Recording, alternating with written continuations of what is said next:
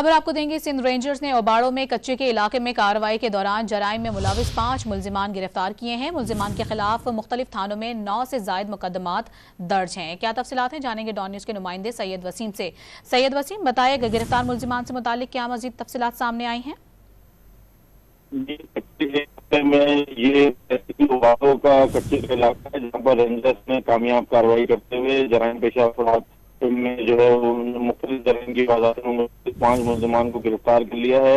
मुल्जिमान के कब्जे से असलाह, एमुनिशन, बुलेट प्रूफ जैकेट और टेलीस्कोप भी बरामद हुई है। गिरफ्तार मुल्जिमान के खिलाफ मुख्तलिफ थानों में 9 से जायद मुकदमा दर्ज थे। तर्जुमान रेंजर्स का ये बताना है कि जो मुल्जिमान है इनसे है वो मजीद तफ्तीश का अमल जारी है ताकि इनकी जो है उसके तनाजुर में मजीद कार्रवाइयां अमल में लाई जा सकें।